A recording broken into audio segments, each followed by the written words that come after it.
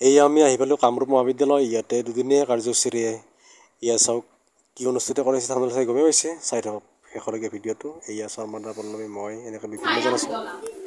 আৰু এই ছায়া পুতলা এইটো আমাৰ অসমৰ নহয়, আমাৰ অসমৰ নহয়, এইটো মই আনিছোঁ অন্ধ্ৰপ্ৰদেশৰ পৰা। অন্ধ্ৰপ্ৰদেশত কেৰেলাত ছায়া পুতলাৰ প্ৰচলন হয়, উৰিষ্যাত ছায়া পুতলাৰ প্ৰচলন হয়। আৰু এই ছায়া পুতলাসমূহ কি ধৰণে সঞ্চালন কৰে? এতিয়া তোমালোকে যি ধৰণে দেখিছা ইয়াতে পুতলাবোৰ আমাৰ মঞ্চৰ আগফালে আহিছে, পুতলাবোৰ হয়নে? পুতলাবোৰ মঞ্চৰ আগফালে আহিছে, কিন্তু ছায়া পুতলাবোৰ আকৌ মঞ্চৰ পিছফালে থাকে। আগফালে এটা বগা কাপোৰ থাকে। যদি তোমালোক কোনোবা এজন আহা, মই অকণমান দেখুৱাই দিব পাৰোঁ। আহিবা নেকি? এইবিলাক আহাচোন। মই হাতেৰে কৰিছোঁ, কিন্তু ইয়াতে পুতলা মাৰি লগাই থোৱা থাকে। এটা ষ্টিক 4 ফুটৰ মাৰি পুতলা থাকে। আৰু সেই মাৰি পুতলাসমূহ সঞ্চালন কৰে মাৰিৰ জৰিয়তে, লাঠিৰ জৰিয়তে। সেই পুতলাসমূহ সঞ্চালন কৰাৰ পুতলাৰ মূৰৰ পৰা কঁকাললৈ এটা লাঠি থাকে, আৰু এটা লাঠি থাকে কান্ধৰ পৰা কঁকাললৈ। এই লাঠিৰ জৰিয়তে পুতলা আমি স্থিৰকৈ ধৰিব পাৰোঁ। তাৰপাছত যিটো মূৰৰ পৰা কঁকাললৈ লাঠি থাকে, সেই লাঠিৰ জৰিয়তে পুতলাৰ কি কৰিব পাৰোঁ? সঞ্চালন কৰি আৰু দুডাল লাঠি থাকে, সেই দুডাল লাঠিৰ জৰিয়তে পুতলাৰ হাত সঞ্চালন কৰা হয়। পুতলা সংঘাত হ'ব জানিব লাগিব, তেওঁলোকে তৈয়াৰ কৰিব জানিব লাগিব, তেওঁলোকে উপস্থাপন কৰিব জানিব লাগিব, তেওঁলোকৰ থাকিব লাগিব, তেওঁলোকৰ গানৰ বিষয়ে জ্ঞান থাকিব লাগিব, তেওঁলোকে নাচিব জানিব লাগিব। গতিকে এই সমস্যাই হৈছে পুতলা নাচ।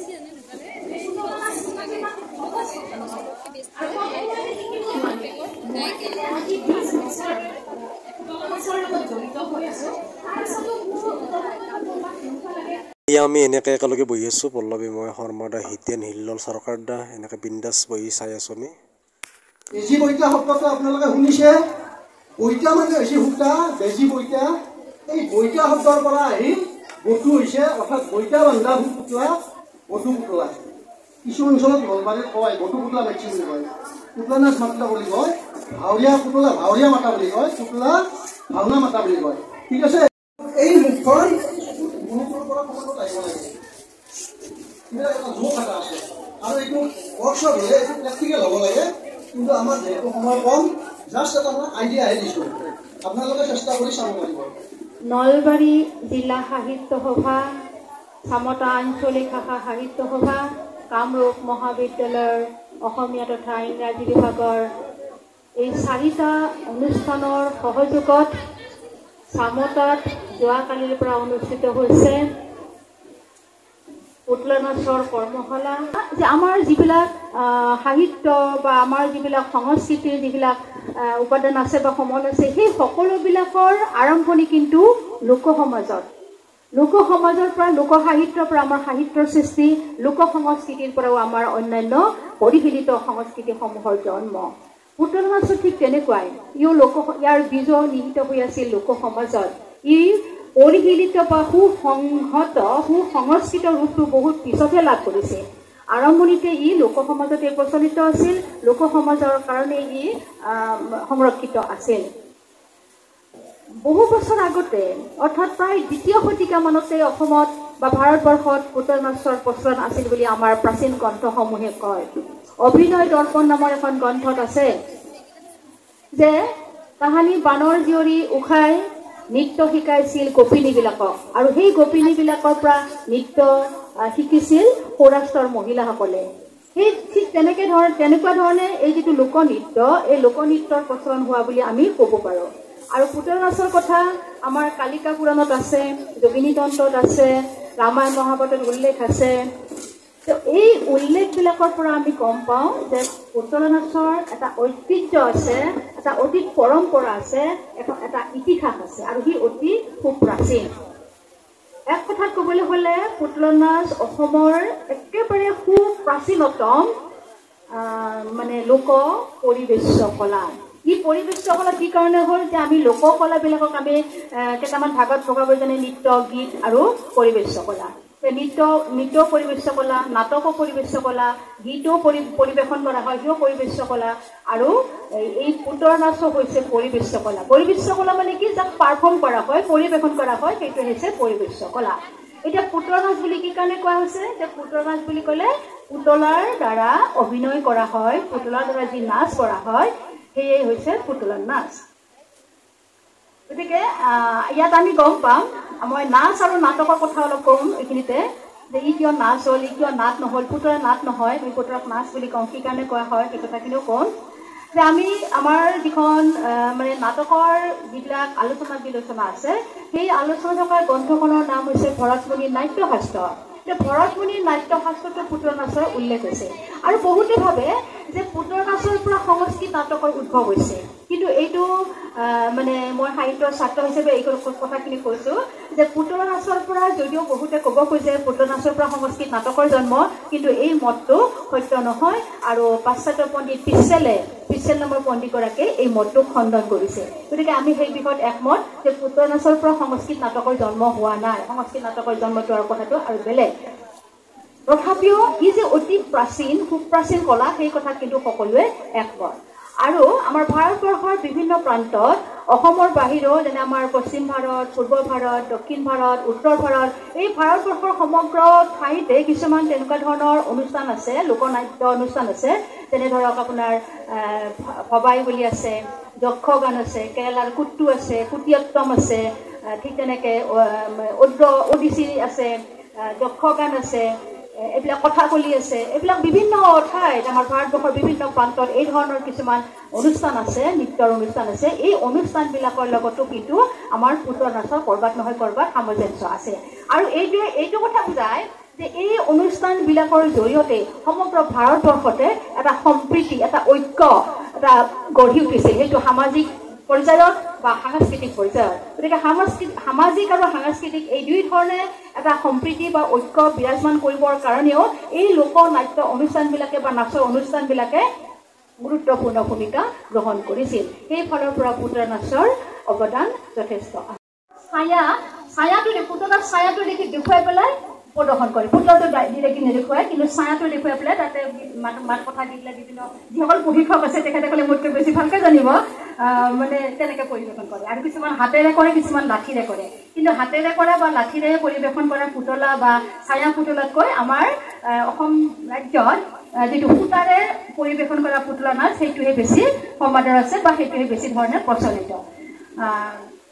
এতিয়া এই পুতলা নাচৰ যিটো মই আগতে উল্লেখ কৰিলোঁ যে ই নাটক নহয়, ই নাচহে। পুতলা নাচৰ যিটো প্ৰথম মানে যিটো ৰেজিষ্ট্ৰেশ্যন দল আছিলে 1924 চনত চান্দকুছি পুতলা নাচ, সেইটো সকলোতকৈ অসমৰ প্ৰাচীন পুতলা নাচৰ দল, তেওঁলোকে এইটো ৰেজিষ্টাৰ কৰিছিল গভৰ্ণমেণ্টৰ হেৰিত। সেইটোৱে পুতলা আটাইতকৈ প্ৰাচীন পুতলা নাচ। তাত বাহিৰে চান্দকুছিত আৰু পুতলা নাচ আছে, ঠিক আছে, মৌকুলি গাঁৱত আছে।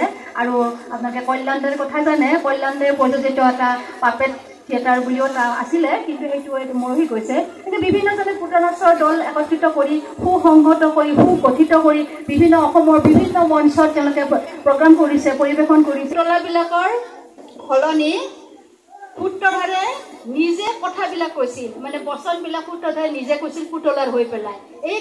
এই নতুনত্বটো কিন্তু বাণী বৰ্মনে আনিছিল। মই এই চেগতে তেখেতলৈ কৃতজ্ঞতা জনাইছোঁ। আৰু মই এইখিনি সংযোজন, কাৰণ তথ্য ভুল হ'ব নালাগে।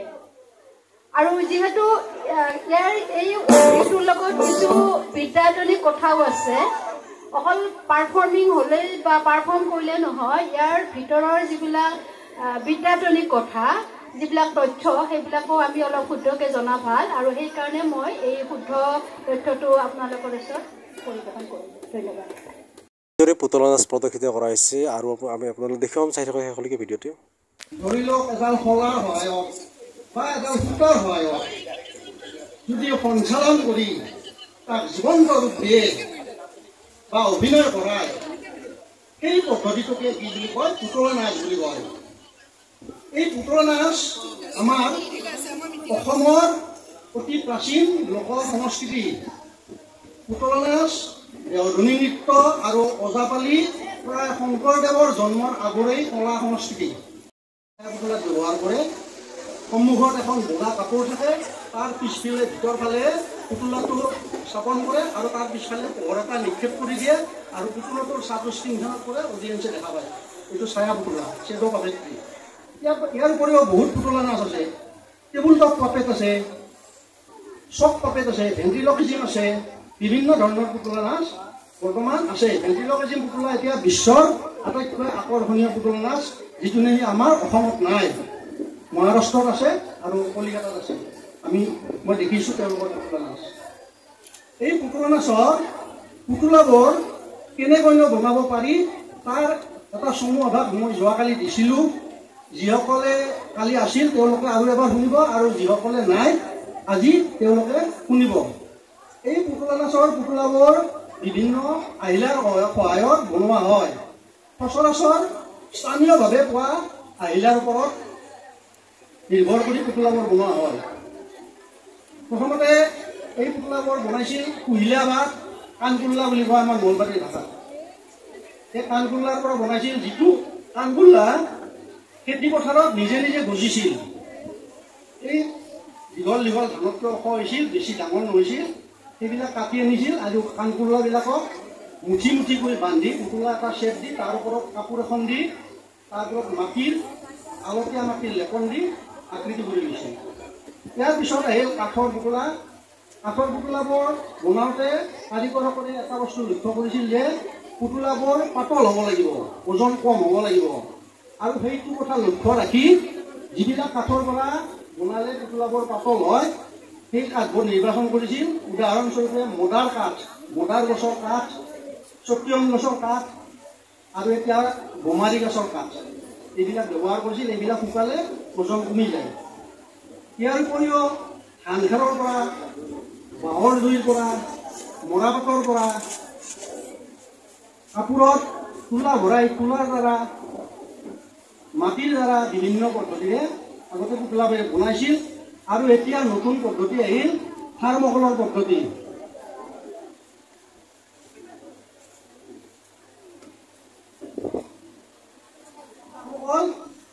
মই মাছ বেপাৰীবিলাকে মাছ বেচে, তাৰ বাকচ কিনি আনি কিনে বনাইছোঁ। এনেকুৱা এটা পিচ কৰি লোৱা হয়। এই পিচটো আঠা দি কিনে কৰা হয়। ইয়াৰ দ্বিতীয় ষ্টেপত এইটোৰ পৰা এইটো সৃষ্টি কৰিছোঁ। অৱয়ব এটা বনাই লৈছোঁ, বডি। আৰু এই বডিটোৰ ওপৰত আমি কাপোৰ মাৰিব পাৰোঁ।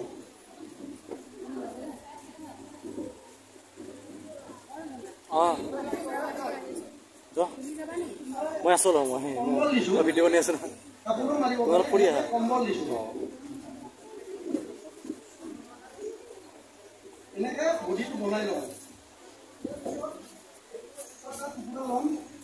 এই টুকুৰাটোৰ পৰা আমি হেডটো বনাম, মাথাটো বনাম।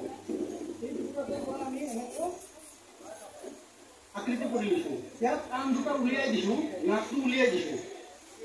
আৰু এইটোৰ এটা জোখ আছে, এইটো 3 ভাগ হ'ব লাগে। 1, 2, 3 সমান হ'ব লাগে। আপুনি যিমান ডাঙৰ মাথা কৰে সেই হিচাপে 3 ভাগ হ'ব। ডাঙৰ কৰিলে ভাগটো ডাঙৰ হ'ব, 3টা ভাগ হ'ব। আৰু তলৰ ভাগটো 2 ভাগ হ'ব, অৰ্থাৎ মুখখন থাকিব। এই চকুটো মণিটোৰ পৰা ইয়াৰ মুখৰ কাউৰীটোলৈকে আহিব। আৰু নাকটো এনেকৈ বনাই ল'ব। এই বনোৱাৰ পিছত এইটো আকৃতি পাব লাগিব। এইটোৰ পৰা আমি এইটো আকৃতি পালোঁ। কাণটো ওলাই গ'ল, নাকটো ওলাই গ'ল, চকু ওলাই গ'ল, ভুঁকুৰি ওলাই গ'ল, এইবিলাক ওলাই গ'ল।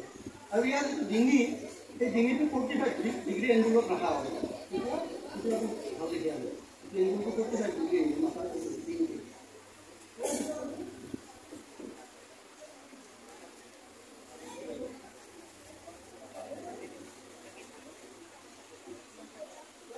মাথাটো এনেকুৱা 4ডাল জোৰ লগাই লওঁ। এই জোৰটো 4ডাল জোৰ দিছোঁ। ইয়াৰ কাৰণ হৈছে কি, মাথাটো আমি ফ্লেক্সিবল কৰিছোঁ। ডেন্স কৰাটো ডিঙিটো লৰচৰ কৰিব পাৰি, ফিক্সো কৰি ল'ব পাৰি। বেছিভাগ দলৰে পুতলাবিলাকৰে ডিঙিটো ফিক্স কৰি লয়, কিন্তু মই এইটো নিজে ভাবি উলিয়াইছোঁ। আৰু কাৰোবাৰ দেখা নাই, যাতে ফ্লেক্সিবল কৰি ল'ব পাৰি। ফ্লেক্সিবল কৰি লোৱাৰ পিছত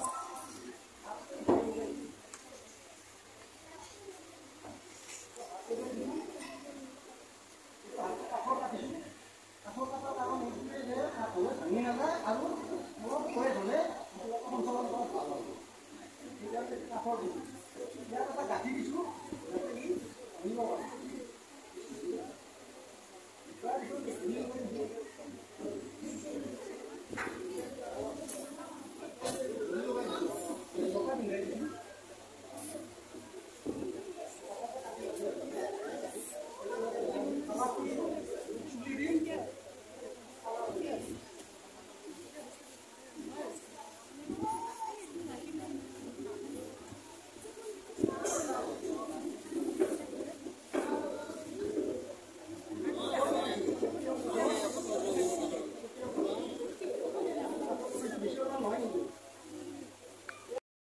কাগজৰ পৰা বনাব পাৰি পেপাৰ পেষ্টিং বুলি কয়।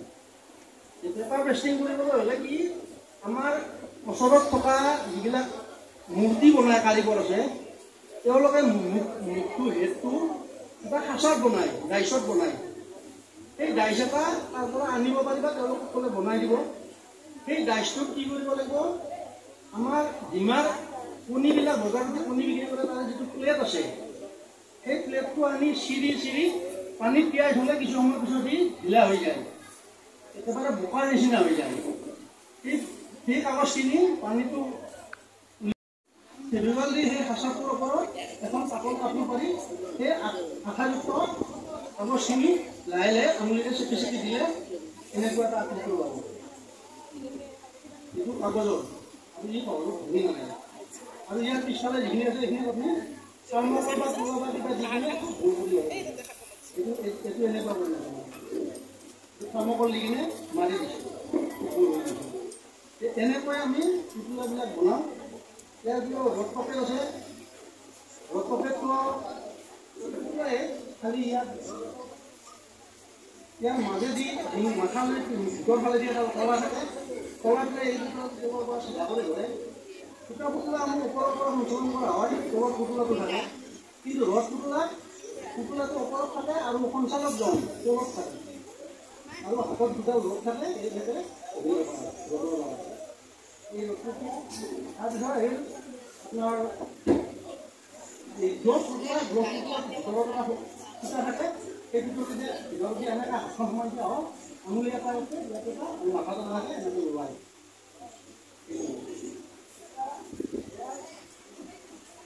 ছাত্ৰ ছাত্ৰীসকলক অনুৰোধ জনাম যে পুতলা নাচ এটা আমাৰ লোকশিল্প, যদিও এই পুতলা নাচ যদি আমি ভালদৰে কৰিব পাৰোঁ ই এটা জীৱিকাৰ মাধ্যমো হ'ব পাৰে।